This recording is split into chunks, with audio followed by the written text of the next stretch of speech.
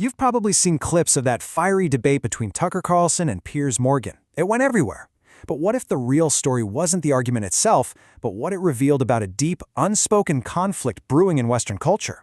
Well, according to a really fascinating article by Andrew Corner, that one single exchange was a perfect window into a massive identity crisis.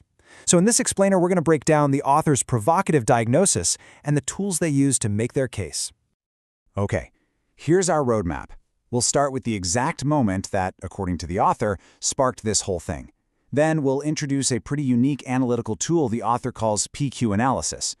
From there, we'll dive into the two competing worldviews that are supposedly at war, trace their real-world consequences, and then we're going to carefully deconstruct a very controversial term using the author's own definition. And finally, we'll get to the author's stark warning for the future. All right, so the whole analysis kicks off right here, with a single on-air exchange. The author argues that this wasn't just another loud TV debate. No, it was a perfect case study of two people, and by extension, two entire cultures, operating in completely different realities. It revealed this fundamental disconnect in how we even define ourselves. And this is the moment. This is the specific question that the author says lit the fuse. It's presented not as some kind of attack, but as a logical question aimed at a very common cultural idea, born this way. And this slide gets right to the heart of the author's argument. As the article points out, Piers Morgan heard a moral offense, right? An attack on someone's identity. But the author argues Tucker Carlson was asking something else entirely, a technical, almost scientific question about the foundation of an argument. They weren't just disagreeing, they were in two totally different conversations. And that's the puzzle the author sets out to solve. So how in the world do you make sense of a disconnect that deep? Well, the author doesn't just diagnose the problem, they offer a specific framework they call PQ analysis.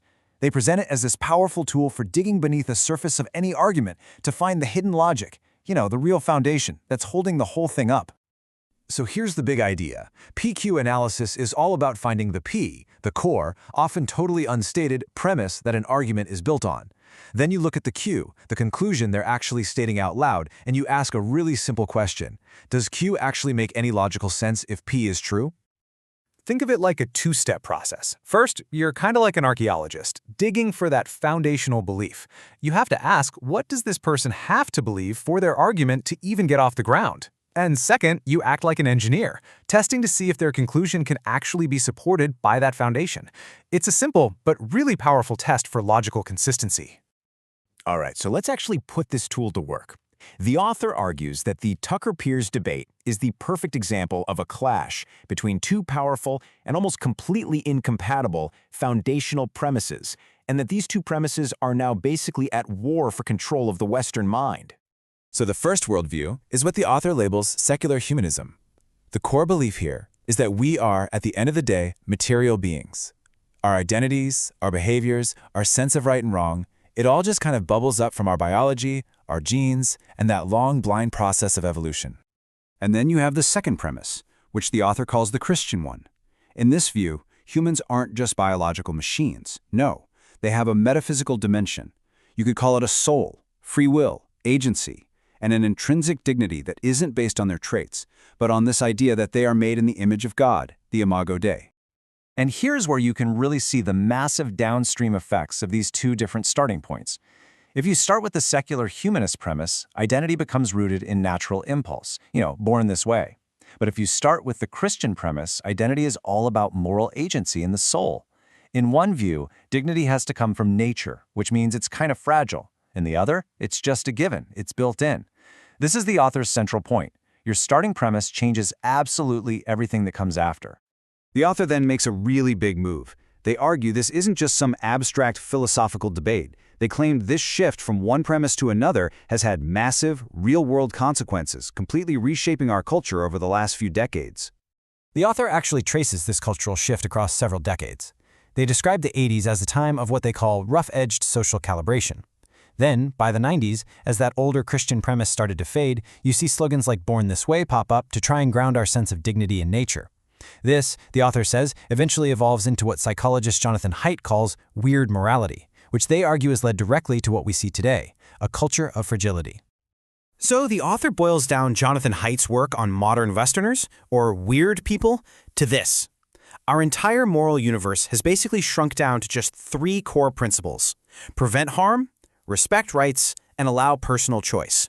And the author suggests that anything outside this very narrow framework has become almost impossible to talk about in modern culture. But this brings up a huge question that the author really wants us to think about. If our foundational premise is just secular materialism, that we're all just products of evolution, then where do concepts like rights even come from? Why is preventing harm a moral good, and not just, say, a personal preference? The author argues that secularism actually has to borrow these ideas from the very worldview it claims to have rejected.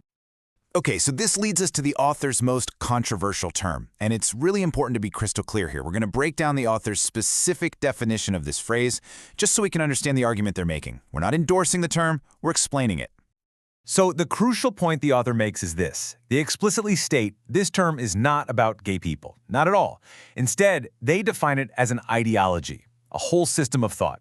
And what kind of ideology? One that's described as a secular worldview that tries to build a complete moral system while at the same time denying that there's any transcendent or metaphysical foundation for morality in the first place.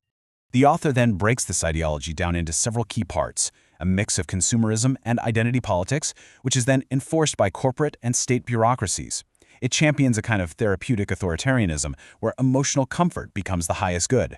And ultimately, it seeks to erase the old Christian idea of human dignity, the Imago Dei, and replace it with a new one based entirely on subjective feelings. I feel, therefore I am. And all of this builds up to the author's final warning. They argue that this isn't just some academic debate or cable news shouting match. It's a conflict with really profound consequences for the entire future of the West. And here's where the author really reframes the entire issue for us. The arguments we see playing out on the surface, left versus right, or arguments about identity groups, those are, in this analysis, just symptoms of a much, much deeper battle. It's a conflict between 2 fundamental ways of understanding what a human being even is. And that brings us full circle, right back to the beginning. The author's whole point is that Tucker and Piers were having 2 completely separate conversations at the same time. They were operating from such different foundational premises that they couldn't even really understand each other's questions, let alone agree on any answers. So what's the author's final verdict, using that PQ tool? Well, it breaks down like this. From their perspective, Tucker's question is perfectly coherent if you accept his metaphysical premise. Piers's reaction also makes perfect sense from his secular premise, but that very same premise makes him literally unable to even see the logical question Tucker is asking. And the author's ultimate claim is that core Western values, like human rights and dignity, are logically tied to that very Christian foundation that modern secularism is trying to kick away. And that is the final, very challenging question the author leaves us with. It reframes the entire debate. It's not just a simple disagreement anymore, but a profound inquiry into history, identity, and the very foundations of civilization itself. Put another way, can you keep enjoying the fruits of a worldview after you've cut down the tree?